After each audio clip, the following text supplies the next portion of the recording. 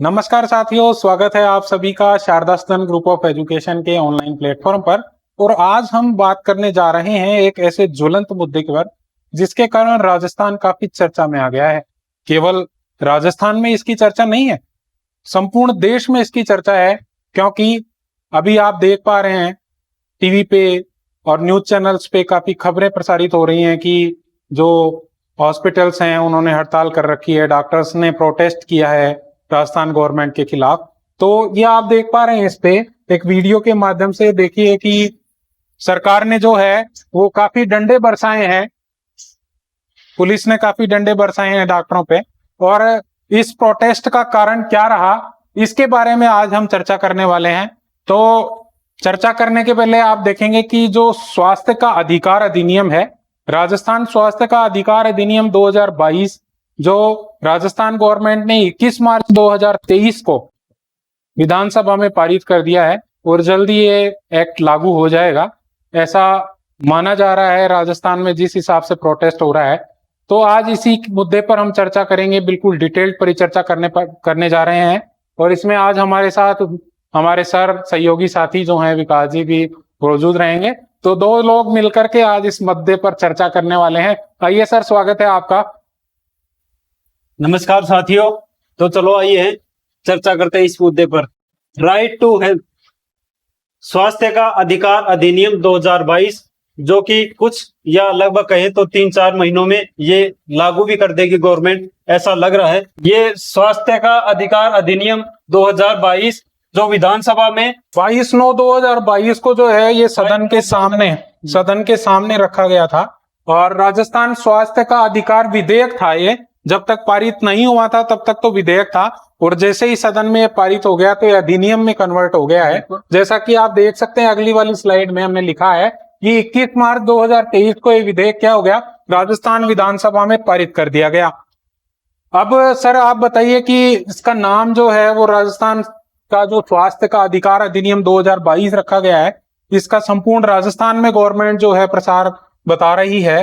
तो अब इसको प्रारंभ और लागू करने में क्या अड़चने हैं और कब तक ये लागू होगा और किस तरीके से लागू होगा, इसके बारे में जरा बताइए विद्यार्थियों को। इसका नाम राजस्थान स्वास्थ्य का अधिकार अधिनियम 2022 इसलिए रखा गया है क्योंकि ये विधेयक 2022 में लाया गया था, इसलिए इस अधिनियम को 2022 का अधिनियम नाम दिया गया है। और यह संपूर्ण राजस्थान में जैसे ही इसकी अधिसूचना राजपत्र में या गजट में जैसे ही ये अधिसूचना डाली जाएगी राजस्थान गवर्नमेंट के माध्यम से, तो यह संपूर्ण राजस्थान में लागू कर दिया जाएगा। अब इसका उद्देश्य देखें, उद्देश्य क्या है, राज्य के प्रत्येक निवासी, जो राज्य का प्रत्येक निवासी है, तो उसको स्वास्थ्य और कल्याण के लिए, इसके स्वास्थ्य और कल्याण के लिए लोक स्वास्थ्य का मॉडल, ये राजस्थान गवर्नमेंट का उद्देश्य है कि हर आदमी को फ्री में इलाज, या यूं कहें कि हर व्यक्ति तक इलाज की पहुंच बन पाए। इस प्रकार राजस्थान लोक कल्याण का मॉडल प्रस्तुत करेगी।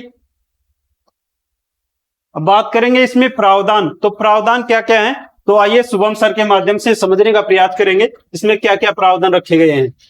अभी आप देख पा रहे हैं कि कोई भी निजी अस्पताल, सरकारी अस्पतालों में तो वैसे भी जो राजस्थान में है इलाज फ्री है। और चिरंजीवी स्वास्थ्य बीमा योजना जो सरकार ने बहुत अच्छी चलाई है राजस्थान में, उसके माध्यम से लगभग 10 लाख रुपए तक की राशि तक का इलाज जो है वो हम ले पाते हैं। कहीं भी अगर हम आईपीडी या ओपीडी में जाते हैं तो हमारे को दवाइयां फ्री मिलती हैं। और अब राजस्थान ने जो स्वास्थ्य का जो अधिनियम लागू किया है, इससे क्या होगा कि निजी अस्पताल में भी अगर आप इलाज के लिए जा रहे हैं तो निजी अस्पताल आपको पैसे की कमी से, या यूं कहें कि अगर आपके पास उस समय फंड जनरेट नहीं होता है तो वो मना नहीं कर सकता आपको इलाज करने के लिए। तो इसमें स्पष्ट लिखा है कि कोई भी निजी अस्पताल जो है अब मरीजों को इलाज करने से इनकार नहीं कर सकता। और अगर मान लो किसी अस्पताल ने आपको मना कर दिया है तो क्या होगा सर, वो बताइए आप। अगर मान लो कि मेरे को कोई जरूरत पड़ी और मैं अस्पताल में गया और किसी ने मेरे अस्पताल में जाने के बाद किसी डॉक्टर ने या वहां के जो बैठे रहते हैं एजेंट वगैरह, उन्होंने अगर हमारे को मना कर दिया कि आपका इलाज नहीं होगा, तो उस समस्या का समाधान क्या जानते हैं आप, वो बताइए। इसपे भी गवर्नमेंट ने एक प्रावधान रखा है कि जो भी हॉस्पिटल मना करेगा इसको, उसके ऊपर प्रथम बार, एक बार शिकायत होने के बाद उसके ऊपर 10,000, पहली बार में 10,000 का जुर्माना लगाया जाएगा और अगर उसके बाद भी हॉस्पिटल मनमानी करता है, उसके बाद उसके ऊपर 25,000 रुपए का जुर्माना तय किया गया है। और चलो आइए और देखते हैं क्या क्या प्रावधान रखे हैं इसमें। इसमें एक प्राधिकरण जो कि एक स्वतंत्र निकाय के रूप में कार्य करेगा, ऐसा प्राधिकरण बनाया गया है। इसमें भी दो निकायों जो कि एक लॉजिस्टिकल शिकायत प्राधिकरण बनाया गया है और एक का नाम देखेंगे उपचार प्रोटोकॉल। ये दो प्राधिकरण इसमें बनाए गए हैं।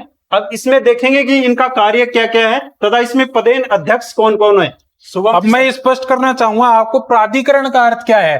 प्राधिकरण का अर्थ है कि एक ऐसा निकाय सरकार ने बना दिया है जिसको इस चीज के लिए ऑथेंटिकेट कर दिया है कि इस मसले पे बात कौन करेगा। तो ये दो प्राधिकरण जो बनाए, एक तो राज्य स्वास्थ्य प्राधिकरण लॉजिस्टिकल शिकायत, जिसका पदेन अध्यक्ष कौन होगा, भारतीय प्रशासनिक सेवा का कोई भी अधिकारी, मतलब कि आईएएस ऑफिसर होगा। और कार्य क्या रहेगा इसका, यह कमेटी इमरजेंसी इलाज की परिभाषा तय करेगी। क्या तय करेगी कि अगर किसी व्यक्ति का एक्सीडेंट हो जाता है, मान लीजिए उसको इमरजेंसी चाहिए, इलाज चाहिए इमरजेंसी में, तो उसकी क्या परिभाषा होगी, वो कौन निर्धारित करेगा। राज्य स्वास्थ्य प्राधिकरण लॉजिस्टिकल शिकायत का जो निकाय है वो इसको परिभाषित करेगा और आम शिकायतों का निस्तारण कर सकेंगे। आम शिकायतें जैसे आम लोग यदि जाएंगे तो उसकी शिकायत का निराकरण कौन करेगा।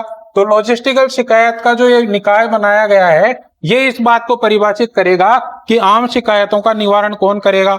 और निजी सेक्टर में गुणवत्तापूर्ण इलाज सुनिश्चित करना, कि अगर आप जा रहे हैं मान लो निजी अस्पताल में इलाज के लिए, और अब निजी अस्पताल को भी पता है कि आपका इलाज फ्री होना है, तो वहां संभावना ये होती है कि हो सकता है कि आपको ऐसे ही साधारण सा इलाज दे दिया जाए और जिससे आपको कोई बेनिफिट नहीं हो। तो इस बात की में निश्चितता कहां से होगी, कौन निश्चित करेगा इस बात को, राज्य स्वास्थ्य प्राधिकरण जो बनाया गया है वो इस बात की निश्चितता करेगा कि आपको गुणवत्ता पूर्वक जो है इलाज मिलेगा।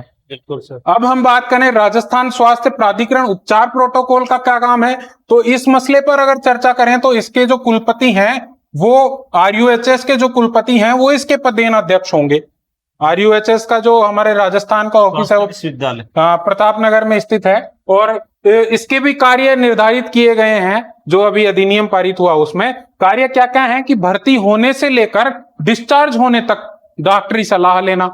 मतलब क्या कि आप जैसे किसी निजी अस्पताल में भर्ती हुए हैं और निजी अस्पताल से जब आपको छुट्टी मिलेगी तब तक डॉक्टर की जो सलाह होगी वो उसकी जो बात होगी वो राजस्थान स्वास्थ्य प्राधिकरण निश्चित करेगा कि वो किस हिसाब से आपको मतलब ट्रीट करेंगे।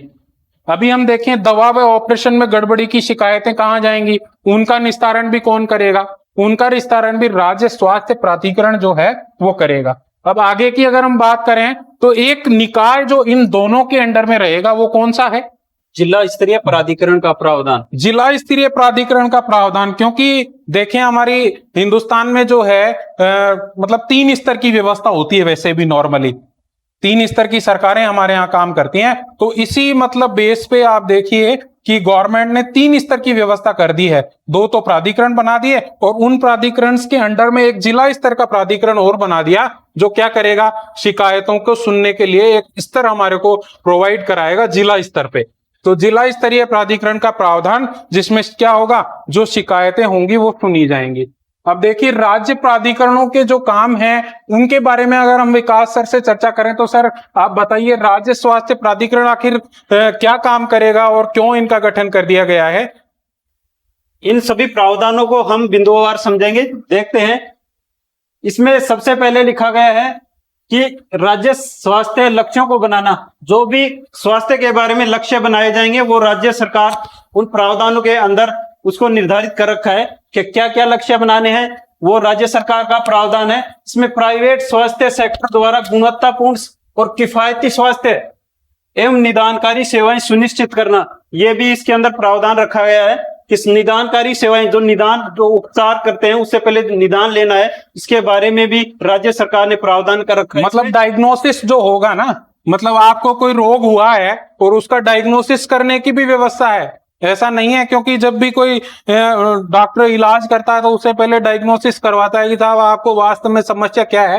तो निदानकारी सेवाएं भी जो हैं वो सुनिश्चित की गई हैं। मतलब अगर आपका डायग्नोसिस हो रहा है तो उसका पेमेंट भी सरकार वहन करने के लिए तैयार है। बिल्कुल। और आगे देखेंगे तो लोक स्वास्थ्य से संबंधित किसी भी मामले पर सरकार को सलाह देना, इसमें ये प्रावधान भी रखा गया है। राज्य स्वास्थ्य प्राधिकरण के जो निकाय बनाए हैं ना तीनों, वो क्या करेंगे, लोक स्वास्थ्य में मतलब हमारे स्वास्थ्य से संबंधित कोई भी मामला होगा तो उसकी शिकायत, अगर उसमें कोई गड़बड़ी है, मान लो कोरोना आ गया तो कोरोना में काफी लोग इफेक्टेड हो गए, तो एक लोक स्वास्थ्य की बात हो गई कि लोग ज्यादा मामले में इस मामले से इफेक्ट हो रहे हैं, तो उसकी जो सूचना है वो कौन देंगे, ये तीनों प्राधिकरण जो बनाए हैं ये सरकार को सलाह देंगे कि हमारे को इस तरीके से जो है स्वास्थ्य व्यवस्थाओं को डेवलप करना है कि हर आम आदमी को, हर व्यक्ति तक हमारी पहुंच हो सके। बिल्कुल। जैसे आपातकाल के प्रबंधन के लिए भी इसकी मॉनिटरिंग कौन करेगा, ये प्राधिकरण इस आपातकाल में मॉनिटरिंग करने के लिए बाध्य होंगे। और आगे बात करेंगे जिला स्वास्थ्य प्राधिकरण के विनिश्चय विरुद्ध समस्त अपीलों की सुनवाई भी इन प्राधिकरणों के तहत की जाएगी। अब यह देखने की बात होगी कि सरकार के लिए बाध्यता क्या क्या है, क्योंकि अभी तक तो बाध्यताओं की बात हुई कि निजी अस्पतालों को आप क्या क्या चीजों के लिए बाध्य कर रहे हैं, लेकिन सरकार ने इस अधिनियम में खास बात ये रखी है कि उसने अपनी बाध्यताएं भी निश्चित की हैं कि हमारे ऊपर क्या बाध्यताएं हैं। आर्टिकल 47 एंड आर्टिकल 21 भी इसी से संबंधित हैं कि कोई भी राज्य अपनी जो लोक कल्याणकारी नीति है वो इस तरह से डेवलप करेगा कि हर व्यक्ति को उसका लाभ पहुंचे। जैसे स्वास्थ्य सेवाएं हैं, शिक्षा की सेवाएं हैं, ये जो कुछ जरूरी सेवाएं हैं वो एक राज्य का, एक सरकार का धर्म है कि वो प्रत्येक व्यक्ति तक उन चीजों की पहुंच सुनिश्चित करे। और इसी क्रम में राजस्थान सरकार ने बहुत ही शानदार फैसला लिया और उसी के संबंध में राजस्थान सरकार ने अपनी बाध्यताएं निश्चित की हैं। उनके बारे में आप देख सकते हो कि क्या क्या बाध्यताएं उन्होंने निश्चित की हैं। विकास जी सर जरा बताइए क्या क्या बाध्यताएं निश्चित की हैं। जो भी राज्य सरकार स्वास्थ्य के लिए जो भी निजी अस्पतालों पर यह राइट टू हेल्थ का जो मॉडल लाई है, उसमें जो स्वास्थ्य का मॉडल बनाना है वह भी इस बाध्यता के अंतर्गत ही आता है। और इसमें बजट का प्रावधान, बजट के लिए भी बाध्य है गवर्नमेंट। जो भी हर साल बजट लाया जाता है विधानसभा में, उसमें भी प्रावधान किया गया है कि राइट टू हेल्थ का बजट स्पेशल क्या रखा जाए, ये प्रावधान या ये बाध्यता भी इस बजट। कल मैं एक वीडियो देख रहा था तो उसमें ये देखने को मिला, तो वो मैडम साहिबा ये बता रही थी, बोले साहब इतनी व्यवस्थाएं कर दी गवर्नमेंट ने, तो अब इसके लिए बजट कहां से लाएगी, ये देखने वाली बात होगी। ऐसे करके उन्होंने 2-3 टॉपिक को जो है वो डिस्कस किए थे। तो मैं बता दूं कि राजस्थान सरकार ने अपने आप को बाध्य किया है इसके लिए कि बजट का जो प्रावधान है वो हम करेंगे। जितना भी बजट हमारे को वहन करना है हम पहले ही आपको बजट दे देंगे कि इतना बजट जो जाएगा निजी अस्पतालों में इस सेवाओं के उपबंध के लिए। तो ये लोक कल्याण का जो मॉडल बनाया जा रहा है सरकार के द्वारा, वो बहुत ही शानदार मॉडल बनाया जा रहा है। और गुणवत्ता सुरक्षा के मानक स्थापित करना खास बात। देखिए आप, ऐसा नहीं है कि कोई गुणवत्ता नहीं है या आपकी कोई सुरक्षा नहीं है। कई बार ऐसा होता है कि फ्री में इलाज होता है तो हम ये सोचते हैं यार पता नहीं इलाज मिलेगा कि नहीं मिलेगा। सुरक्षा भी है, गुणवत्ता भी है, दोनों चीजों के मानक सरकार ने इसमें स्थापित करने की कोशिश की है।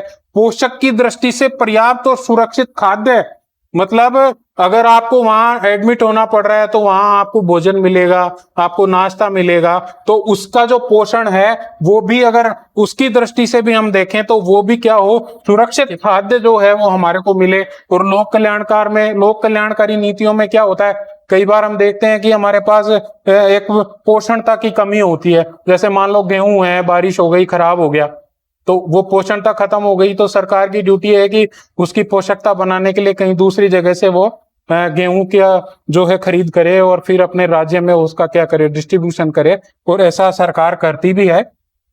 तो सुरक्षित पेयजल की व्यवस्था करना, क्योंकि अगर खाद्य सुरक्षा नहीं होगी, पेयजल की शुद्ध व्यवस्था नहीं होगी तो बीमारियां बढ़ेंगी। और लोक कल्याणकारी जो नीति बनाई है सरकार ने, राजस्थान स्वास्थ्य अधिकार अधिनियम, उसकी सरकार की शायद मंशा रही होगी कि हमारे को एक ऐसा मॉडल प्रस्तुत करना है देश में कि हमारा राजस्थान सबसे स्वस्थ राज्य है। और इसी के नजरिए से देखें तो शुद्ध पेयजल की व्यवस्था, शुद्ध सुरक्षित खाद्य की व्यवस्था जो है वो सरकार ने पहले सरकारी विभागों के बीच समन्वय स्थापित करने के लिए इसको पाबंद किया है। और अगर हम आगे देखें तो और भी कुछ खास बातें हैं, जैसे महामारी और अन्य लोक स्वास्थ्य आपातकाल का निवारण, उपचार और नियंत्रण करने के लिए प्रभावी उपाय करना। सर जरा बताइए कि ये मतलब महामारी का क्या मतलब, अभी हमने देखा था कि कोरोना महामारी आई थी, तो उसके संबंध में सरकार ने पहले से जो है अपनी नीति बनाई है, तो इसमें क्या क्या और बाध्यताएं सरकार ने डाली हैं, जरा एक्सप्लेन कीजिए प्लीज। जैसे इसमें लिख रखा है, महामारी और अन्य लोक स्वास्थ्य आपातकाल का निवारण करना, ये भी गवर्नमेंट के लिए बाध्यकारी है। उपचार करना और नियंत्रण करने के लिए प्रभावी उपाय, जो भी राजस्थान गवर्नमेंट इसके लिए उपाय करेगी वो भी इसमें बाध्य है। इसमें आगे बात करेंगे, स्वास्थ्य के मुद्दों के बारे में लोगों को सूचित करना, शिक्षित करना तथा सशक्त करने के लिए भी समुचित सरकार इसमें उपाय करेगी। आगे देखते हैं इसमें क्या है। यह आजकल विवादों में क्यों, जैसे कि पिछली शुभम सर ने वीडियो दिखाया है, विवादों में क्यों है। कुछ मांगों को लेकर डॉक्टरों के द्वारा इसका विरोध किया गया है, इसलिए यह विवादों में है।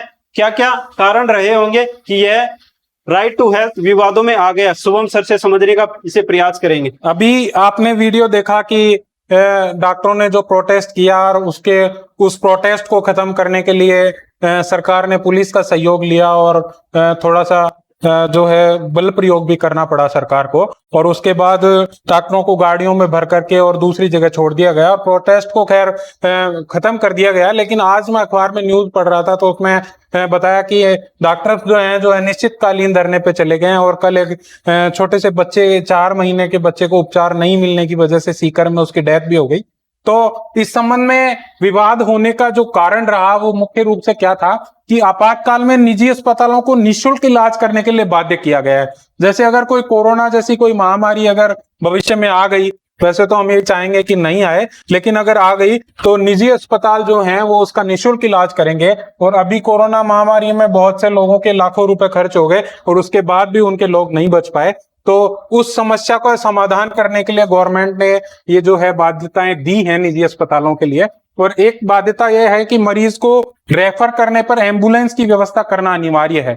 क्या कहा कि एम्बुलेंस जो है उसकी व्यवस्था करो। अब एम्बुलेंस का खर्चा कौन देगा, ये जो प्राधिकरण गठित किए गए हैं ये अपनी जो सूचनाएं डालेंगे उसमें वो बता देंगे कि इसका खर्चा कौन वहन करेगा। योजनाओं के पैकेज अस्पतालों में इलाज और सुविधाओं के खर्च के मुताबिक नहीं है। डॉक्टरों का ये कहना है कि साहब जैसे आप मान लो हार्ट की सर्जरी करवा रहे हो, हार्ट की सर्जरी में खर्चा होना है 5 लाख और सरकार ने पैकेज बना दिया 3 लाख का, तो 2 लाख का निजी अस्पताल को जो लॉस हुआ है, तो निजी अस्पताल ये कहता है कि आपने जो पैकेज बनाए हैं वो पेमेंट कम है, हमारे मुताबिक नहीं है, उसमें हम हमारा खर्चा वहन नहीं कर सकते।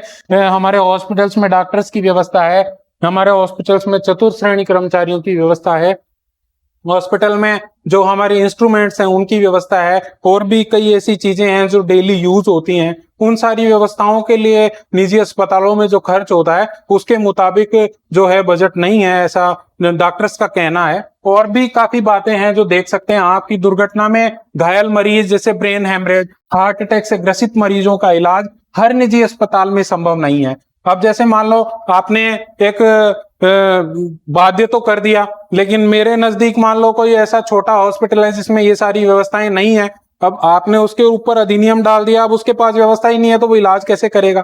तो इलाज नहीं करेगा तो डॉक्टर्स का ये कहना है कि कुछ ऐसे अस्पताल जो सुपर स्पेशलिस्ट हॉस्पिटल हैं उनको इस अधिनियम में शामिल किया जाए, जिससे एक व्यक्ति को अच्छा इलाज मिल सके, और कहीं ऐसा नहीं हो कि हमारे ऊपर बिना मतलब में कई बार एक ये कह सकते हैं हम कि जुर्माना लग जाए कि हमने उसका इलाज नहीं किया है, क्योंकि जिस हॉस्पिटल के पास व्यवस्था ही नहीं है वो इलाज कैसे करेगा। उनका भी कहना सही है, इसमें कोई मसला नहीं है कि ये कह रहे हैं कि दुर्घटना में घायल मरीज, ब्रेन हेमरेज और हार्ट अटैक से ग्रसित मरीजों का जो इलाज है वो हर निजी अस्पताल में संभव नहीं है।